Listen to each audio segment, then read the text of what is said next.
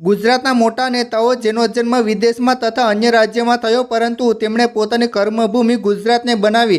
ગુજરાતની જનતાએ પણ તેમને એટલો જ પ્રેમ આપ્યો અને તેઓ અહીં ધારાસભ્ય, સાંસદ, મંત્રી અને મુખ્યમંત્રી જેવા સર્વોચ્ચ પદો સુધી પહોંચ્યા. આ યાદીમાં સૌથી પહેલું નામ આવે છે ગુજરાતના પૂર્વ મુખ્યમંત્રી વિજયભાઈ રૂપાણીનું. વિજયભાઈ રૂપાણીનો જન્મ 2 ઓગસ્ટ 1956ના રોજ તત્કાલીન બર્મા એટલે કે આજના મ્યાનમારના રંગૂન શહેરમાં થયો હતો. તેમનો પરિવાર ત્યાં સ્થાયી થયેલો ચેન વેપારી પરિવાર હતો, પરંતુ વર્ષ 1960ના દાયકામાં મ્યાનમારમાં સર્જાયેલી રાજકીય અસ્થિરતા અને લશ્કરી શાસનને કારણે તેમના પરિવારે ભારત પરત ફરવું પડ્યું અને તેઓ રાજકોટ આવીને વસ્યા. વિજય રૂપાણીએ રાજકોટથી જ પોતાની વિદ્યાર્થી રાજનીતિ અને RSS સાથેની સફર શરૂ કરી હતી. તેઓ રાજકોટના મેયર બન્યા, રાજ્યસભાના સાંસદ બન્યા અને બાદમાં રાજકોટ પશ્ચિમ બેઠક પરથી ધારાસભ્ય બનીને વર્ષ 2016થી 2021 સુધી સતત 5 વર્ષથી વધુ સમય માટે ગુજરાતના મુખ્યમંત્રી તરીકે રાજ્યનું સુકાન સંભાળ્યું. પ્લેન દુર્ઘટનામાં તેમનું મૃત્યુ થયું, પરંતુ આજે પણ તેઓ બધાના દિલમાં અમર છે.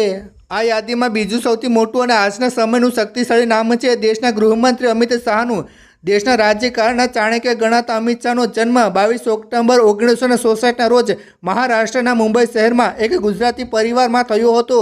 તેમના પિતા અનિલ ચંદ્ર શાહ મુંબઈની PVC પાઇપનો મોટો વ્યવસાય કરતા હતા. જો કે અમિત શાહનું વતન માણસા હતું, પરંતુ તેમનો જન્મને પ્રાથમિક શિક્ષણ મુંબઈમાં વીત્યું હતું. બાદમાં તેમનો પરિવાર કાયમી ધોરણે અમદાવાદ સ્થાયી થયો. અમદાવાદની CH સાયન્સ કોલેજમાંથી બાયોમેટ્રિકનો અભ્યાસ કર્યા બાદ તેઓ સંપૂર્ણપણે રાજનીતિમાં સક્રિય થયા. તેઓ સરખેજ બેઠક પરથી ધારાસભ્ય બન્યા અને નરેન્દ્ર મોદીના મુખ્યમંત્રીકાળ દરમિયાન ગુજરાતના અત્યંત શક્તિશાળી ગૃહમંત્રી તરીકે સેવા આપી.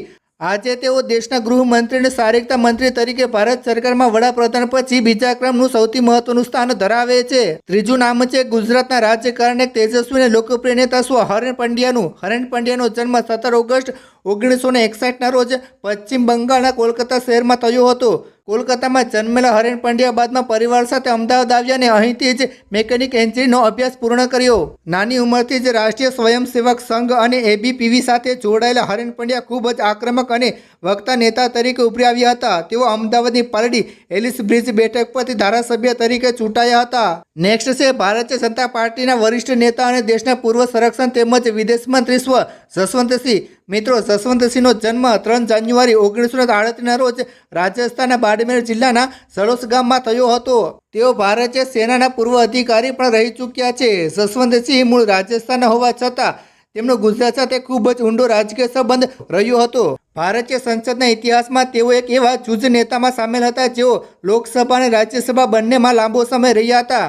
ગુજરાતના નેતૃત્વના ધારાસભ્યના સમર્થનથી જસવંતસિંહ વર્ષ 1998થી 2004 દરમિયાન ગુજરાત રાજ્યમાંથી રાજ્યસભાના સાંસદ તરીકે ચૂંટાયા હતા. મિત્રો, તમને આમાંથી કયા નેતા સૌથી વધુ પસંદ છે? નીચે કમેન્ટ કરી જરૂર જણાવજો અને જેમ બને તેમ આ વિડીયો શેર કરો, લોકોને દેખાડો, જેથી કરીને બધાને જાણ થાય કે કોણ ગુજરાતમાં જન્મ્યું અને કોણ ગુજરાતની બહાર. ધન્યવાદ.